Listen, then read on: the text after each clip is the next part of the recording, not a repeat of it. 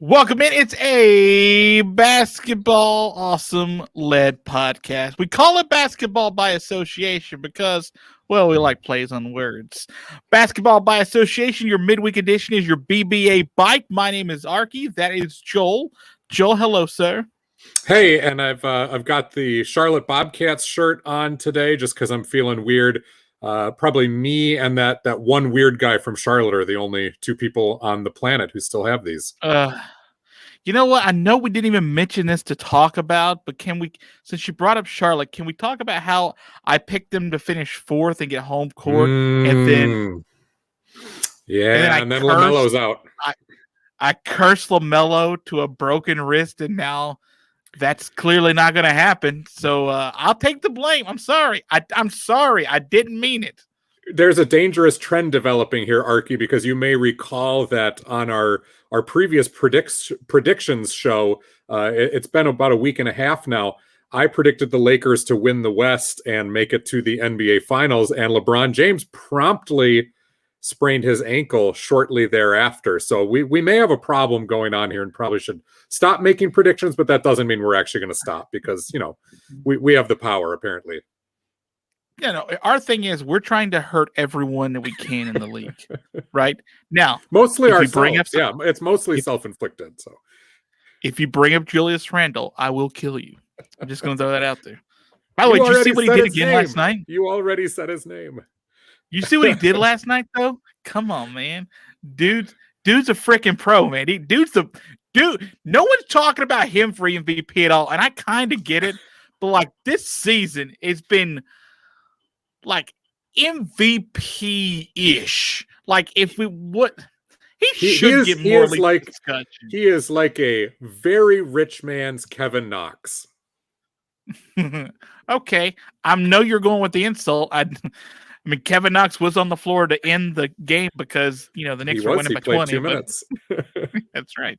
It was he quickly, Mitch Robinson. Didn't Obi get in it during that? Didn't Toppin get into that little run at the end? Was Obi in there? No, it wasn't Obi. It was Frank. So it was Frank, Emmanuel, Knox, Mitchell, and who am I missing? It doesn't really matter. But my Knicks, just Julius Randle just putting up a casual 400-point night. All right. Well, let's hope you didn't curse him. No, of course you didn't. You can't curse the Knicks. The Knicks are uncursable, least curseable. That's right.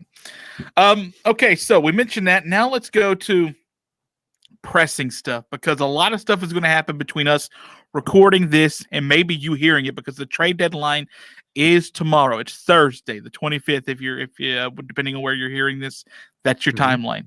And one of the most recent hot issues that's come out is Aaron Gordon is demanding a trade because Aaron Gordon is quote unquote frustrated with his situation. So let me just ask you, Mr. Joel Cordes, the thoughts on Aaron Gordon opting to demand a trade from Orlando and saying because he's frustrated with a number of issues on the team, not just a couple of things, a quote number of issues. Aaron Gordon's been there 7 years. He was, he made sure to mention that during his press conference to remind everybody that this isn't like a recent thing. Right. He has reason to be frustrated. The Orlando Magic have been going nowhere fast for a few seasons. By the way, now. He's only like 26 or something, right? Like he's still super young. Anyway, go ahead. He's gone through multiple coaches, multiple attempts at a rebuild, although recent attempts really have been no attempt at all because no real changes have been made. They went from shuffling the deck over and over early on in his tenure to really just kind of sticking it out here and hoping that guys would develop. And due to injuries and guys not developing the way they were thought, including Aaron Gordon, by the way, who did not become a superstar and has not been an all-star, Orlando is one of those perpetual stuck in purgatory teams, and nobody likes to be stuck in purgatory. So, yes, Aaron Gordon, you are part of the problem that has led up to all of your problems, but a change of scenery and a blow up for this team in general would be a good thing. You and I, Arky, talked about that already during our offseason predictions. We've revisited that at the trade deadline. So where does Aaron Gordon fit?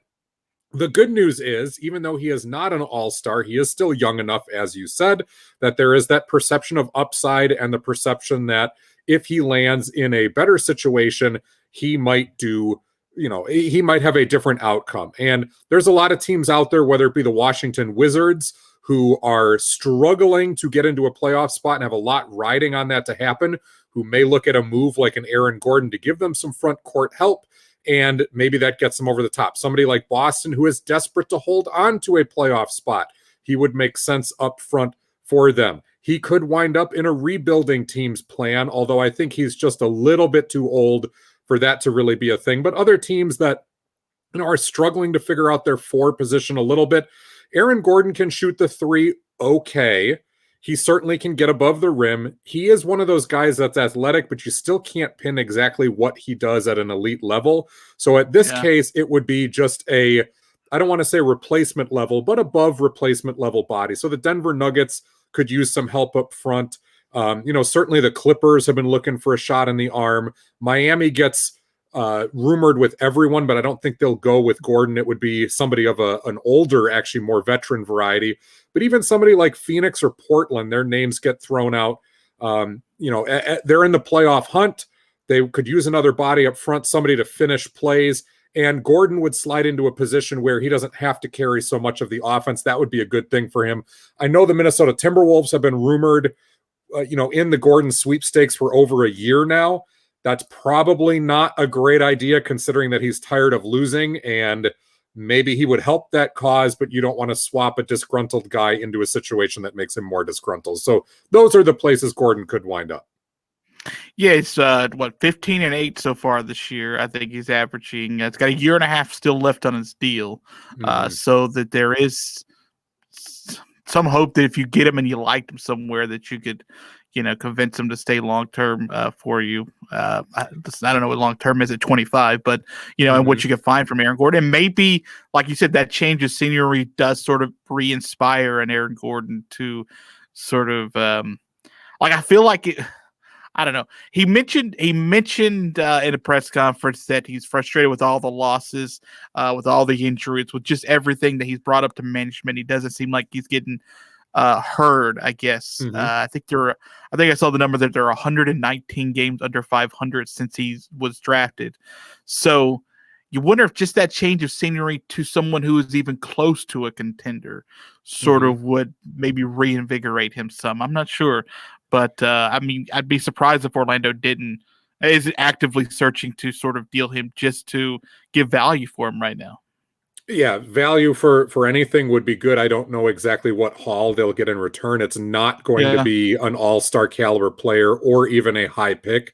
This is going to be one of those classic cases of a team that invested a lot in a high draft pick like Aaron Gordon, invested in his development, and then it's going to sell him for 50 cents on the dollar because losing does build up. It does wear on you. And even if Aaron Gordon contributed to those losses, he has been there 7 years. And riding it out another year on this team until the end of his contract where you get nothing from him, where it's all but guaranteed that he will leave, is not a great look either. So there is pressure. And this is why when you have teams that are perpetually loading up on draft picks, you always got that little warning light in the back of your head going, yeah, you can do that. You can rack up losses, but you can't do that forever because said draft picks eventually want to win too. No, that's a very, very astute observation. You can keep promising everyone the world, but it's eventually something's got to deliver. Even those really good players that you got for cheap early on, they're going to look for greener pastures. And, looks like, at least for Aaron Gordon, some checks are coming due when it concerns Gordon, maybe not so Orlando's side. Joel, I'd like to tell you how you could take care of your hair right now, if you'd like to know. Would you like to know how you could take care of your hair? Absolutely. Now's as good of a time as any. How about you and Aaron Gordon take care of yourselves and your hair with the best tools for the job? And we're talking about our sponsors, Manscaped, the global leaders in male grooming from head to toe. You know exactly what I mean. When the clock winds down in March, be clutch and avoid the upset with the Manscaped Performance Package to keep all of your hair tame. Start taking care of your man parts today with 20% off plus shipping on the house by going to manscaped.com and using the promo code BRAWL, BRAWL, for our exclusive offer. Listen, your bracket's definitely not perfect right now, but the Manscaped Performance Package is perfect, and it's going to make you confident that your nose, ear, and other areas are as well. The Manscaped Performance Package is the ultimate men's hygiene bundle and the #1 overall seed this season. So go ahead and get that bad boy 20% off and get it shipped to your home for free by using the promo code BRAWL, BRAWL, when you go to manscaped.com. Mr. Joel, normally we don't bring up a lot of people on this show just because they're, we know what they're doing. They're trying to, this podcast is all about, staying out of the fray, like out of the hype business and be more focused on the celebrate the game, we call it, right? Celebrate the game. That's fair to say, yes. Absolutely. That's been one of the mantras. Yep. Okay, so when I see this come across my screen, that Stephen A. Smith is throwing a tantrum because he's now suspicious of Anthony Davis and Kevin Durant's injury-linked issues. By the way, Kevin Durant and about 30 other Nets are out tonight against Utah, who's -10 right now. Maybe I get a little freaked out when we start having commentators start screaming that they're now suspicious, growing suspicious about the fact that Anthony Davis and Kevin Durant are still out with their respective injuries. And his suspicion supposedly stems from maybe these injuries are more serious than we're being told. So Stephen A. Smith, we know, is a professional agitator. He's built his career on said things. He's taking a play out of the playbook of some very recent high-profile people who use a little strategy like this. I'm going to make an outrageous claim. I'm going to give you no evidence whatsoever, except for things that you visually yourself could see on your own and assume or judge the worst or whatever. I will give no additional evidence beyond that. I will merely repeat it over and over and over with enough forcefulness that some people who are stupid enough to believe that will believe that. I am getting suspicious that most of you know who I'm alluding to and talking about. I'll leave it at that. Stephen A. Smith is going that route of just repeating something loud enough and long enough that some people will believe it, and that will be an agitation. So in that one regard, just recognize that for what it is. It's a professional agitator. He's making his money. And like you said, it's a little bit icky because Stephen A. Smith, I'm sure, especially being able to work at ESPN, still has his connections. He is not a reporter of any kind. He's a media personality, but I'm sure he still has his channels and connections, even though plenty of NBA players actively hate the guy. So how much insight he truly has, like insider insight anymore, I don't know. On the flip side, everyone would tell you that they actually love Stephen A. Smith, that the NBA players all adore Stephen A. Smith. Except for when he opens his mouth and they clap back at whatever is the latest ridiculous thing he said. And once in a while, Stephen A. has had a good point, and we've brought that up on this show. So I give credit where it's due when it's due. It's just not due in this moment.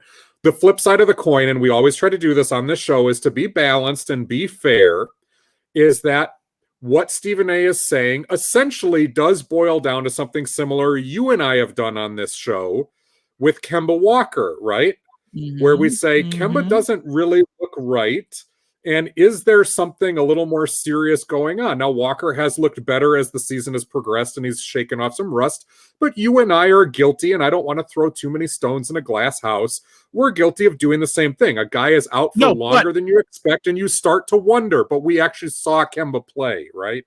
That's the difference. But Kemba is going on multiple seasons where this has been an issue. Like So Kevin Durant. I mean, Well, Durant's Kevin going Durant. through multiple seasons of injuries.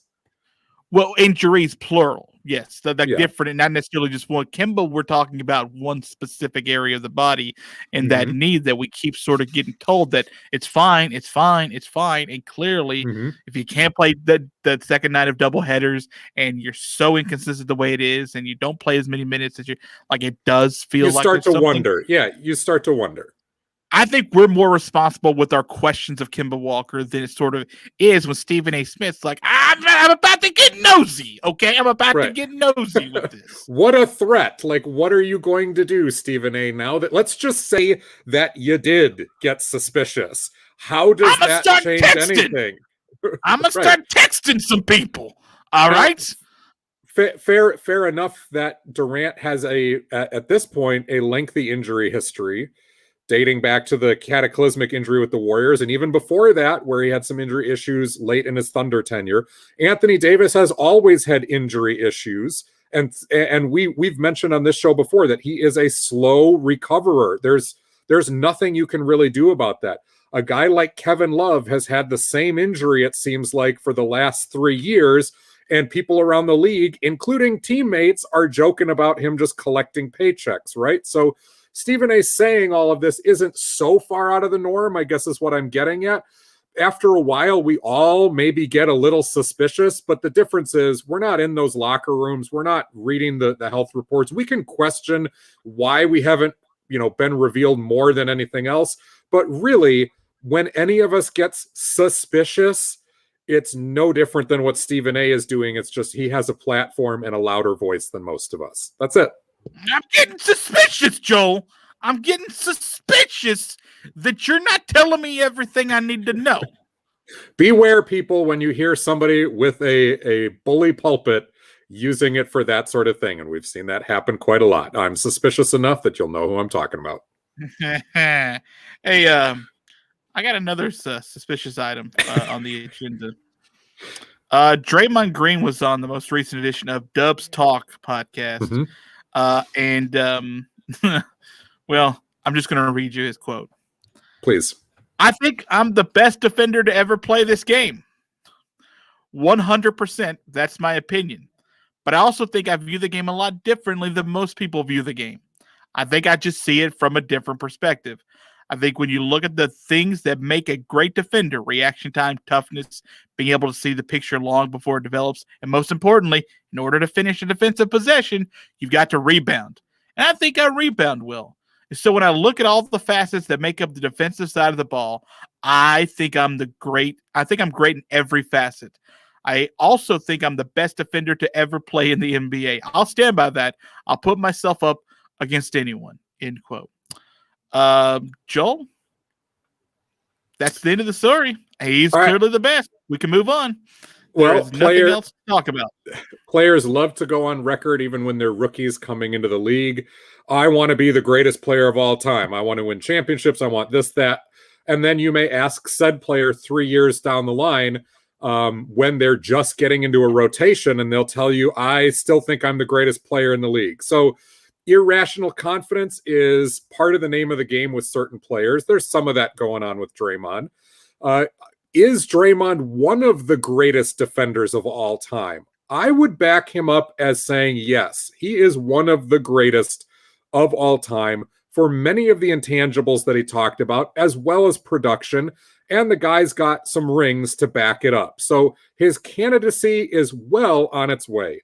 To say greatest of all time gets into a really gray area that you've touched on before when we talk about Defensive Player of the Year candidates, in that it really is hard to quantify greatness. You can look at blocks per game or steals per game, and those have typically been the way that we judge that. A lot of times centers get it because they can rack up the blocks plus a ton of defensive rebounds. But at the same time, like, would you take Draymond Green if you've got an all-time draft and it's apples to apples, you're playing in whatever era you want? Would you take Draymond Green over Hakeem Olajuwon defensively? Would you take him over Scottie Pippen? Would you take him over Michael Jordan, who is one of the greatest defenders of all time? Or even an unheralded guy just because he played for the Bucks, like Sidney Moncrief, like who's one of the most devastating defenders of all time, and all of the 80s guys will tell you that, right? Right. So right. would you take Draymond Green? And then you get into all sorts of different things. Are you talking Draymond Green his entire career? Are you talking just Draymond at his peak? Because then if you get into like peak defensive years, now you're talking like Gary Payton, the top of his career. You're talking Dikembe Mutombo at the top of his career. And, even somebody like Ben Wallace, like people that were really, truly devastating. Ben Wallace is a good example. Yeah. So I will put Draymond Green in that conversation with any of those guys, and probably, half a dozen other all-timers that I failed to mention here. And I'm sorry if I did. Please don't, get hurt if I didn't mention your guy. Like, I'll put Draymond in there, but it really, really, really is hard to settle in on a metric of who is the greatest ever in that category. So I can't say that Draymond is, especially because his career's not done yet. Yeah, that's two main points with that, and I think they're perfect. One, he's not done. So, what could he have a couple more Defensive Player of the Year awards kind of thing? Sure, where he gets sort of the recognition for it. But you got to remember the Defensive Player of the Year award hasn't always existed, right? Like, it's fairly new when you talk about the history of the NBA. And, we're missing out on guys like Bill we haven't Russell? mentioned Bill Russell. Yeah, I'm about to say Bill Russell may be, if we go back and look at the stats, Bill Russell may be by far and away the greatest defensive player of all time. We haven't even mentioned any of the Twin Towers in Tim Duncan and David Robinson, who were just smotherers when it came defensively. Dennis Rodman had a ton of great years, especially at his peak. Yeah, at his peak, that's a guy that you throw in there. Absolutely. So I think Draymond can't be in the discussion, but it's just, what's your metric? Are we talking like defensive points per possession? Are we talking efficiency? Are we talking blocks and steals? We can have the discussion. Or are we talking anecdotally most devastating defender? In which case, Draymond, you're not, and that's just the optics of it, unfortunately. But he is in that conversation for whatever, I think, metric and whatever anecdotal conversation you want. But you're right, like, the awards haven't been kept long enough, so we're discounting a lot of guys during the 70s, even though there wasn't a lot of defense played during the 70s. There's still some really great players in the 50s, 60s, and 70s, and then you don't have the awards, and you don't have certain defensive statistics. So it really is unfair. And if you're talking defenders in the modern era, I would love to see a deeper dive on that. But again, I don't think that Draymond is going to come out the winner in said metrics when you really boil that down. Yeah, I just looked it up. So 82-83 was the first year of the Defensive Player of the Year. Was that the first year of the NBA? Last time I checked, no, but I believe that was Moncrief. That was Sidney Moncrief, right? The first guy. He was the first two, actually, playing back with the Bucks. Yeah, I mean, we didn't even bring up guys like Alonzo Mourning won a few of these. Hakeem Olajuwon, David Robinson, Mark Eaton won a couple of these too. For crying out loud, I forgot about that. Ron Artest had a year where he was the defensive player. Marcus Camby, all right. Not with the Knicks though, obviously. Tyson Chandler, yes, with the Knicks though. I remember that one. Notice there's a preponderance towards centers here, right? So we can see that the NBA has prioritized blocks and defensive rebounds. I was just going to mention, so here are, I'm not just going to mention them, but here, just in order, you tell me the centers on this list that have won. Let's just start, we're just going to start 91. David Robinson, center. Akeem, the next 2 years, center. Mutombo, center. Gary Payton. Then Mutombo again. Mutombo, Mourning, center. Mutombo, center. Ben Wallace, center. Ron Artest, he's a forward. Ben Wallace. Marcus Camby, center. Kevin Garnett. Dwight Howard. Tyson Chandler. Marc Gasol. Joakim Noah. All centers. Kawhi Leonard, a couple of years at the forward spot. Draymond Green, For Rudy Gobert, center, and Giannis Antetokounmpo with the power forward. But yeah, we're looking mainly at big guys, like the ones who get to be able to swat those balls away and sort of protect the paint. Green's only, I guess, point out of this, well, I shouldn't say only, but I will go along with this, that when you look at the centers with the blocks and the rebounds, Draymond is not going to reach the heights of their block numbers or their rebound numbers. He'll be in the conversation, but he doesn't reach the top guys. But he picks up steals at a higher rate than a lot of those centers did. Although, go back and look at Hakeem, who was getting a lot of steals along the way. But just in the same way, some of the guards like Gary Payton or somebody like Kawhi Leonard is going to have a higher steal rate than Draymond did. So Draymond can do a little bit of everything, and that is what puts him in this conversation. He does read and understand the game unbelievably well. Is it the best ever? No, it's not. There are other guys who have been elite in their thinking of the game and understanding of positioning and all that stuff too, or just sheer athleticism and reaction and grit, all that intangible stuff. So yeah, I mean, Draymond, you're in it. I appreciate the irrational confidence. You've always been that guy, and I hope you get every accolade that's coming to you. I don't know that you're going to go down as the greatest ever, but you'll be up there. Yeah, we sleep on Ben Wallace, but 4 out of 5 years he was a defensive player of the year. And we gave no love to Dwight Howard, but 3 straight years, 9, 10, and 11, he was like the dude. By the way, let's also just, before we completely forget, if this existed for the beginning of the NBA, like the most anyone has won of this award is 4, and that's Ben Wallace and Mutombo. But Bill Russell may have like 15 of these. Right. Like, right. At least 10. At least 10. Unless the NBA, even back in the day, was like, oh, no, he's won a couple times. Let's make sure we give it to somebody else. Right. Hey, if you can make sure it's a white guy because it's the 60s, we'd really appreciate it. Unless they were in that mindset, which don't put it past them, but he would have at least 10. Hey, yeah. Hey, Bob Cousy got anything yet? Let's throw that over there. Right, exactly. Yeah. I guess one other story I want to get.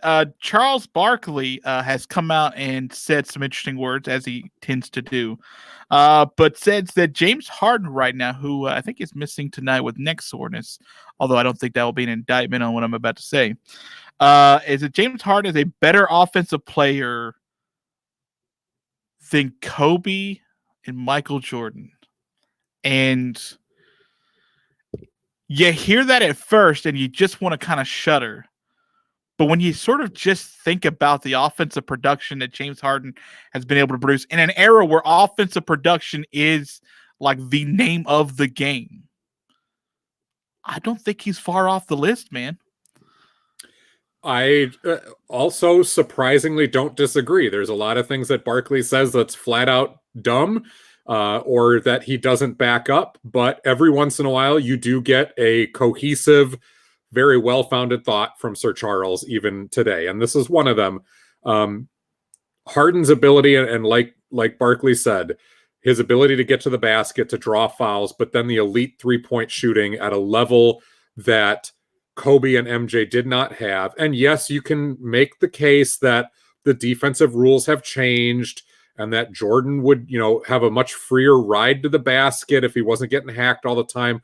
Kobe, in a speeded up, more wide open NBA in his prime, would have scored even more. I don't disagree with that, but they still weren't the elite level shooter that Harden was, and the ability to create something not just out of the mid-range and not just at the basket, but to create open shots for yourself from distance like he does, and the fact that he has averaged double-digit assists or been awfully close multiple times in his career, something that Kobe and MJ did not do.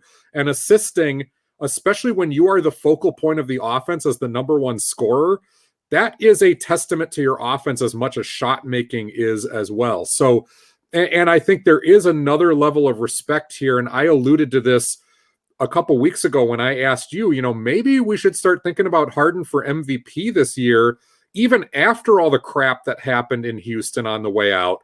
But the fact that he was able to step into Brooklyn and immediately play either second or third fiddle, depending on the 3 nights they were all healthy, or to be the lead guy and keep them winning on a brand new team where he doesn't know most of those players, at least having played with them, to step in and just continue to do that. Like, I know he's had his playoff woes at times, but as far as regular season scorer, like, give me MJ, give me Kobe, give me Kevin Durant. But I am not mad if you take James Harden over any of those guys while he's at his peak here. Again, I think Durant, by and large, might be the more devastating guy just because of his size. But peak James Harden is all-time great James Harden, all-time great scorer. Yeah, and I think so oftentimes we just want to dismiss James Harden because, well, there's so many things that he gives us to dismiss him about, right? Like sometimes he does it sort of on his own. Like you have the bad playoff performances, you have the moments where you're searching for your mouthpiece in big playoff games.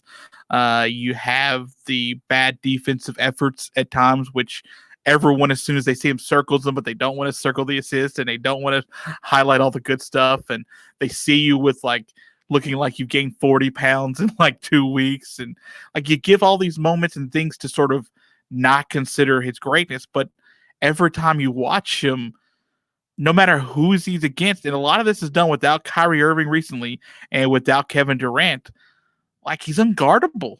Like it's so hard to sort of not stop that guy, even slow him down. Now he's carrying that team, and that team's still winning a bunch of games even without being at full throttle. And Jordan was unguardable. Kobe was unguardable through the vast majority of their careers, and they also brought a defensive component that Harden does not. But there have been other professional scorers, you know, who are flat out unguardable, but didn't always translate to wins. You think of like Tracy McGrady, you think of peak Bernard King, you think of George Gervin. Like those were truly unguardable guys. Didn't always translate because they were kind of one-way players, and they were sometimes in situations outside of their control about whether they would win or not. You think of a guy like Allen Iverson, truly unguardable for much of his career. He brought something on the defensive end too. But again, just because they were unguardable, were they as unguardable as what Harden and Durant are now? I don't know. And again, there's that caveat that comes in of, well, defenses can't load up, and you can't be gut punching Kevin Durant every single time he's in the lane and, you know, hitting the 200-pound dude like that, where he would have got beat up with that frame. He still would have scored a crap ton of points in any era. But you can make that case. Harden, I think, is built to where he probably would have been able to play that bowling ball style and either draw fouls or finish plays or shoot over the top in just about any era, and I don't worry about it. Yeah, I think it's fair. Can I mention that just as of probably 2 months ago, right, you could have got James Harden MVP odds at plus 3,000, and you're not going to get him nearly that far now. But if you want to put that play on James Harden for your MVP, or make any other play at all, we have a partnership with a cool sponsor, Joel, that can help you do that. Absolutely. Whether you want to bet on the NBA and James Harden, or of course, there's that little March Madness thing going on. You may have heard of it. Thanks to our partnership with DraftKings, you can take your best shot at picking a matchup, picking a player. And let's talk about March Madness for a minute. You can pick a matchup with 100-1 odds. Now through the tip-off of the national title game, which is on April 5th, by the way, DraftKings is offering 100-1 odds on any matchup, be that through the Sweet 16, Elite 8, Final Four, National Championship, whatever. Just go to dkng.co/Brawl March. That's a new code for those of you who are longtime listeners. dkng.co/Brawl March. Head over to their sportsbook promos page. You can click the boost event and you'll be on your way. Again, just go to dkng.co/Brawl March for your chance at 100-1 odds. I've heard that's a good thing. Eligibility restrictions apply. Offer ends April 5th at the tip-off of the national championship game. Tip-off. Okay. Right now, James Harden is plus 900 on DraftKings, if you want to sort of make that bet. By the way, who do you think is leading in right now? It can't still be Embiid, is it? Is he still number one? He has to have dropped to 2 or 3. He's dropped to 2. Okay. Someone now is red hot.